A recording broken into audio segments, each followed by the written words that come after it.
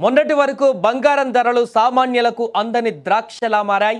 కొనుగోలు చేద్దామంటే లక్ష దాటిన తర్వాత పసిడి పరుగులు పెట్టింది. మళ్ళీ కొద్ది రోజులుగా స్థిరంగా ఉన్నటువంటి బంగారం, వెండి ధరలు ఒక్కసారిగా భారీగా పడిపోయాయి. అంతర్జాతీయ మార్కెట్లో వచ్చినటువంటి మార్పులే గ్లోబల్ గోల్డ్ మార్కెట్లో బంగారం ధరలు అమాంతం కుప్పకూలాయి. క్రితం రోజుతో పోలిస్తే స్పాట్ గోల్డ్ రేట్ ఏకంగా $66 మేర పడిపోయింది. దీంతో స్పాట్ గోల్డ్ ధర ఔన్స్కు $3,936 స్థాయికి దిగి వచ్చింది. ఇక వెండి రేటు పరిస్థితి కూడా అలాగే ఉంది.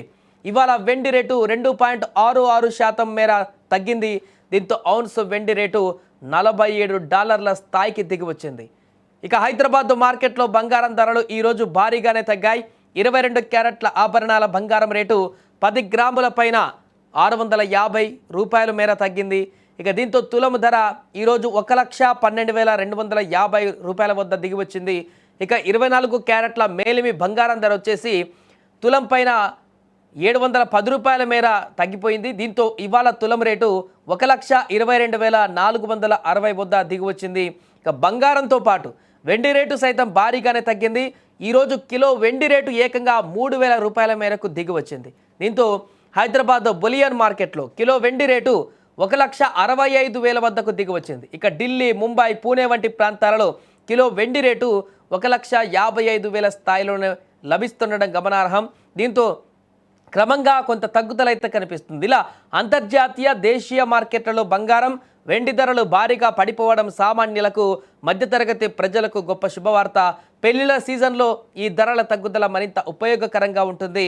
మార్కెట్ నిపుణుల అంచనా ప్రకారం రానున్న రోజుల్లో కూడా బంగారం, వెండి ధరలు స్వల్పంగా తగ్గేటువంటి అవకాశం ఉంది. అంతర్జాతీయ మార్కెట్లో డాలర్ విలువ, బాండ్ ఈల్డ్స్ వంటి అంశాల ఆధారంగా ఈ యొక్క ధరల తగ్గుదల అయితే ఉంటుంది. ఏదేమైనా కూడా గత కొన్ని రోజులుగా వరుసగా పెరిగిపోతూ వస్తున్నటువంటి బంగారం ధరలు 2 రోజుల నుంచి కొంత తగ్గుదల అనేది కనిపిస్తుంది.